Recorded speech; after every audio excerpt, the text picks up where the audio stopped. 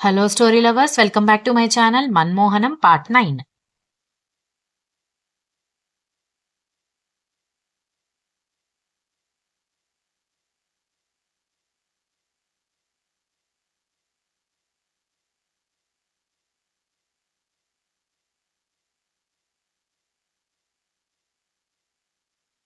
ఆదిత్యకి విషయం అర్థమైంది. ఆద్యని బాధ పెట్టడం ఇష్టం లేక, "ఆద్య, నీకు వంట రాదు కదా, నేను నేర్పిస్తా.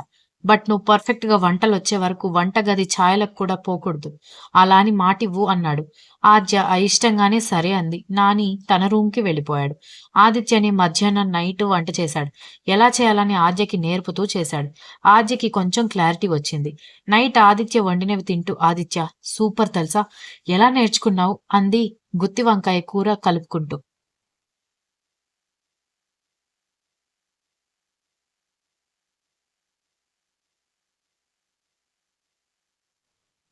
నేను ప్రత్యేకంగా ఏం నేర్చుకోలేదు ఆద్య. సెపరేట్‌గా రూమ్ తీసుకున్న కొత్తలో బయటే తినేవాళ్ళం. దానివల్ల హెల్త్ ప్రాబ్లమ్స్ చాలా వచ్చాయి. డబ్బులు కూడా తొందరగా అయిపోయేవి. తర్వాత మేమే చేసుకోవడం మొదలుపెట్టాం. నీకొక సీక్రెట్ చెప్పనా? మొదట్లో నీకంటే దారుణంగా వంటలు చేసేవాళ్ళం. నా దానివల్ల ఫుల్ మోషన్స్ అయినవి ఓ రోజు మొత్తం. తర్వాత యూట్యూబ్ చూసి ఫ్రైడ్ రైస్ చేశాను. బాగానే కుదిరింది. మెల్లిమెల్లిగా వంటలొచ్చేశాయి. నాని కూడా బాగా చేస్తాడు వంటలు. అందుకే దేనికైనా ప్రాక్టీస్ ఉండాలి. పుట్టుకతోనే అన్నీ వచ్చేయవు. ప్రాక్టీస్ చేస్తూ ఉండాలి. నేను నేర్పిస్తాలే. ఇప్పుడు తినేసేయ్ అన్నాడు ఆదిత్య. ఇద్దరూ కలిసి భోజనం చేసి కబుర్లు చెప్పుకుంటూ కూర్చున్నారు.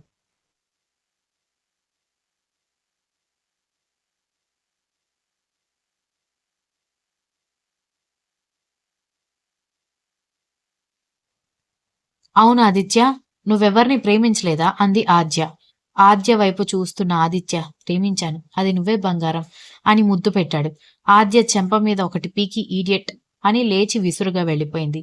ఆద్య ఆద్య అంటూ అరుస్తున్నాడు ఆదిత్య. ఇంతలో ఆదిత్య, ఏమైంది? ఆదిత్య, నేనిక్కడే ఉన్నాను అని వినిపించేసరికి కళ్ళు తెరిచి చూశాడు. ఇందాక ఆద్య ఆదిత్య కబుర్లు చెప్పుకుంటూ భోజనం చేస్తూ కూర్చున్న దగ్గరే ఉన్నారిద్దరు. పక్కనే ఆద్య కంగారుగా తన వైపే చూస్తూ కనపడింది. అప్పుడు అర్థమైంది ఆదిత్యకి కలగన్నాడని. ఒకసారి గట్టిగా తల విదిలించుకున్నాడు.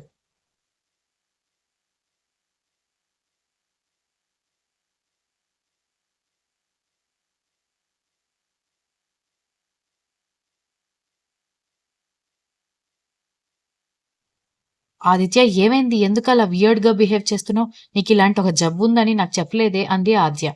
ఛీ! జబ్బు కాదు, ఏం కాదు. ఏదో కలలాగా వచ్చిందంతే. నువ్వు కంగారు పడకు. నేను వెళ్లి పడుకుంటాను. నువ్వు కూడా పడుకో అని చెప్పి తన పోర్షన్‌కి వెళ్ళిపోయాడు ఆదిత్య. ఏమైంది ఆదిత్యకి? సడెన్‌గా డల్ అయిపోయాడు అని అనుకుంటూ వెళ్లి పడుకుంది ఆద్య.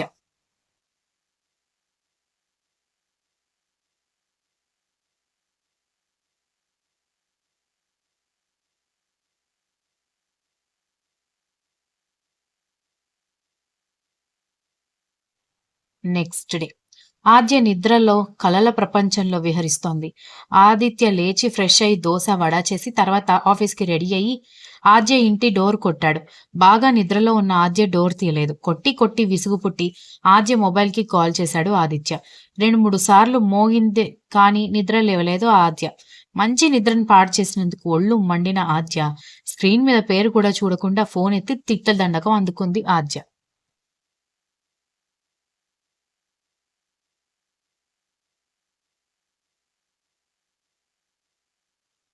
ఎవడ్రా నువ్వు? నేనేదో నీకప్పున్నట్టు ఒకటే ఫోను చేస్తున్నావు.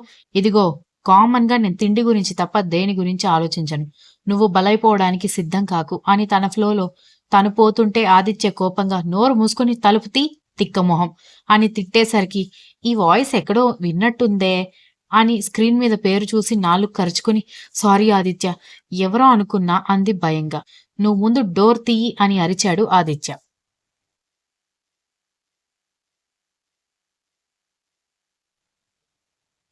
వామ్మో! చాలా కోపంగా ఉన్నాడేమో! కొట్టినా కొట్టేస్తాడని వెళ్లి డోర్ తీసింది ఆద్య. ఆదిత్య డోర్ తీసిన వ్యక్తిని చూసి దడుచుకుని, "ఏయ్! ఎవరు నువ్వు? మా ఆద్య ఏది? మా ఆద్యని చంపేశావా?" అని కోపంగా మీదకొస్తుంటే కంగారు పడి, "అయ్యో ఆదిత్య, నేనే ఆద్యని" అంది ఆద్య. "మరి ఏంటి ఈ పిల్ల ఈ అవతారం?" అన్నాడు ఆదిత్య.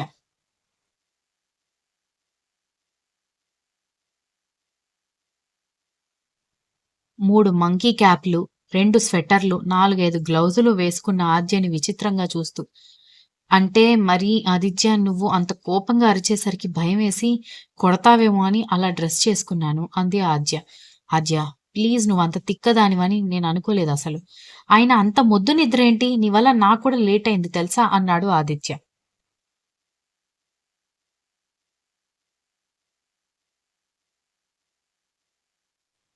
అప్పుడు చూసింది టైము.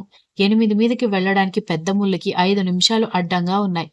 ఆద్య షాకయ్యి, "సారీ ఆదిత్య, ఇప్పుడే వస్తాను" అని వెళ్ళబోతుంటే ఆద్య చేయి పట్టుకుని లాగాడు. రబ్బర్ బ్యాండ్‌లా వచ్చి ఆదిత్య గుండెల మీద పడింది. షాకింగ్‌గా ఆదిత్య వైపు చూసేసరికి ఆదిత్య తేరుకొని వదిలేసి, "నీకోసం దోస, వడ చేసి తీసుకొచ్చాను. నువ్వు తినడానికి సరిపోయేలా క్యారియర్ కట్టుకొచ్చాను. తిని ఆఫీస్‌కి వెళ్ళు. తినకపోయినా ఆఫీస్‌కి లేట్ చేసినా ముక్కు పగులుతుంది జాగ్రత్త. నైట్‌కి కూడా నేనే వండుతాను తినిపెట్టు" అని బైక్ స్టార్ట్ చేసుకొని వెళ్ళిపోయాడు.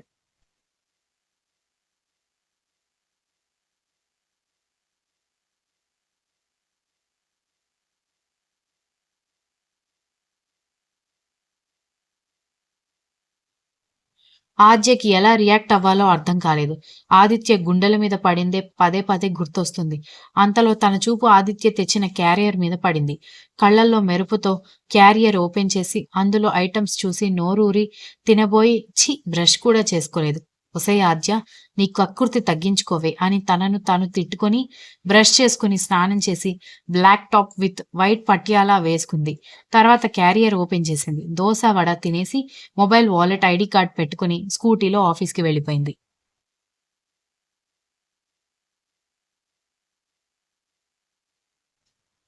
ఆ రోజంతా చాలా చలాకీగా ఉన్న ఆద్యను చూసి ఆఫీస్ స్టాఫ్ అంతా ఆశ్చర్యపోయారు.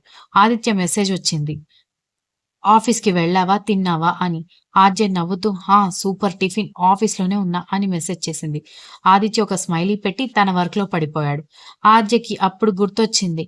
ఇంతవరకు స్నేహ వాళ్ళతో మాట్లాడలేదని. వెంటనే కాల్ చేసి ఒక పావుగంట మాట్లాడి ఫోన్ పెట్టేసింది.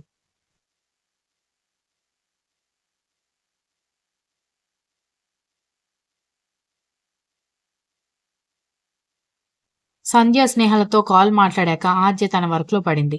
లంచ్ అవర్‌లో క్యాంటీన్‌లో కూర్చుంది ఆద్య. తన కొలీగ్ వైష్ణవి వచ్చింది ఆద్య దగ్గరకు. ఆద్య చపాతీ తింటుంది. "ఆద్య, ఈరోజేంటే అంత హ్యాపీగా ఉన్నావు? సంధ్యా, స్నేహం లేకపోతే డల్‌గా ఉంటావనుకుంటే, నువ్వేంటి ఇంత ఆనందంగా ఉన్నావు?" అంది వైష్ణవి. "లేదే, రోజులాగే ఉన్నాను" అంది ఆద్య చపాతీ పారిపోతుందేమో అన్న రేంజ్‌లో తింటూ. "సరేలే" అంటూ వెళ్ళిపోయింది వైష్ణవి.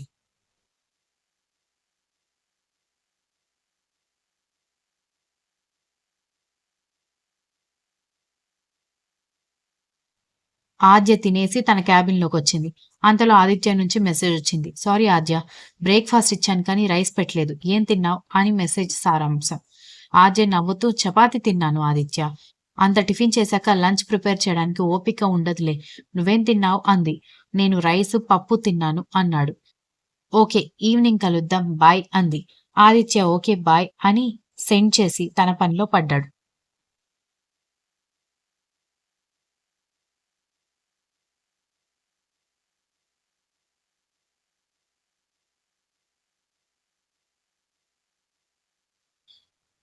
అలా సాయంత్రం ఆఫీస్ అయిపోగానే తన స్కూటీలో స్టార్ట్ అయింది ఆద్య. కరెక్ట్ వాళ్ళ ఇంటి మూల మలుపు దగ్గరికి మళ్ళగానే ఎదురుగా ఉన్న బైక్ తగిలింది. అప్పుడే ఇంటికొస్తున్న ఆదిత్య అది చూసి కంగారుగా బండి పక్కన పడేసి పరిగెత్తుకొచ్చాడు. పాపం ఆద్యకి బాగానే తగిలాయి దెబ్బలు. "ఆద్య, ఆర్ యూ ఓకే?" అని ఏడ్చేశాడు ఆదిత్య. ఆద్య ఆశ్చర్యంగా చూస్తోంది. బట్ తనకు నొప్పి వల్ల మాటలు రావట్లేదు. ఆదిత్య ఆటోని పిలిచి ఆద్యని కూర్చోబెట్టాడు. తను కూర్చుని హాస్పిటల్‌కి తీసుకువెళ్ళమండంతో ఆటో డ్రైవర్ హాస్పిటల్ ముందు ఆపాడు. అంతసేపు గుండెల మీద పడుకున్న ఆద్యతో "ఏం కంగారు పడకు, ఏం అవ్వదు" అని అంటూనే ఉన్నాడు. ఆటో ఆగడంతో జేబులో దొరికిన 2000 నోటు ఆటో డ్రైవర్ చేతిలో పెట్టి ఆద్యని ఎత్తుకున్నాడు. ఆద్య షాకింగ్‌గా ఆదిత్య, నేను నడుస్తా" అంది. ఆదిత్య కోపంగా ఒక లుక్ ఇచ్చాడు. అంతే, పాప సైలెంట్ అయిపోయింది. Continues. If you like this story, please like, share, comment, and don't forget to subscribe.